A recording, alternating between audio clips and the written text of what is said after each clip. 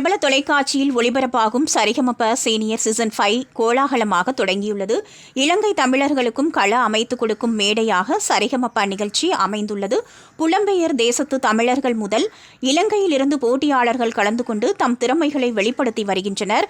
அந்த வகையில் இந்த முறை ஈழத்தமிழர்கள் 3 சரிகமப சீனியர் சீசன் 5 கலந்து கொண்டுள்ளனர். அந்த வகையில் அம்பாறை பிரதேசத்திலிருந்து சபேசன், சுவிட்சர்லாந்திலிருந்து புலம்பெயர் ஈழத்து மகன் பிரசாந்த் மற்றும் ஈழத்தின் பிரபல நாதஸ்வர வித்வானின் மகளான தரங்கினி ஆகியோர் கலந்து கொண்டுள்ளனர். அதில் போட்டியாளர் பிரசாந்த் இலங்கை குடியுரிமை இல்லாமலும் சுவிஸ் குடியுரிமை இல்லாமலும் 30 நாள் விசாவில் இந்தியா வந்து சரிகமப சீனியர் 5 நிகழ்ச்சியில் பாடியிருப்பது அனைவரது மனதையும் உருக வைத்திருக்கிறது. அவர் தான் 30 நாட்கள் மட்டுமே விசாவில் இந்த நிகழ்ச்சியில் கலந்து கொள்வதற்காக வந்ததாகவும் தனக்கு எந்த ஒரு அடையாளமும் இல்லாமல் தவிப்பதாகவும் கூறியிருக்கிறார். பிறந்து வளர்ந்த இலங்கையில் தனக்கு குடியுரிமை இல்லாமலும் தான் குடியேறிய சுவிஸ் குடியுரிமை இல்லாமலும் தான் கஷ்டப்படுவதாக பேசியிருந்தார். அதை கேட்டு டி ராஜேந்தர் அவருக்கு ஆறுதல் கூறியிருக்கிறார்.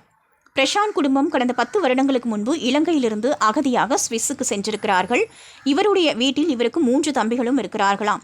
மொத்த குடும்பமும் இப்போது சுவிஸ் நாட்டில் வாழ்ந்து வந்தாலும் அங்கு இன்னும் குடியுரிமை கிடைக்கவில்லையாம்.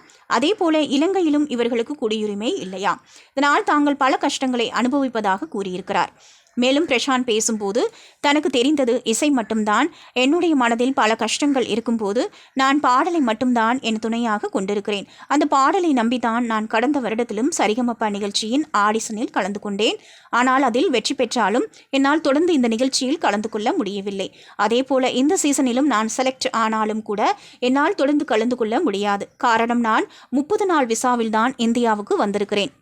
வரும் ஜூன் 3ஆம் தேதி இந்தியாவை விட்டு நான் போயாக வேண்டும் என்று கண்கலங்கி பேசியிருந்தார். பிறகு உயிரின் உயிரே ஒரு நாள் உறவே என்ற பாடலை பாடியிருந்தார். இவருடைய பாடலை கேட்டு நடுவர்கள் மெய்மறந்திருந்தனர்.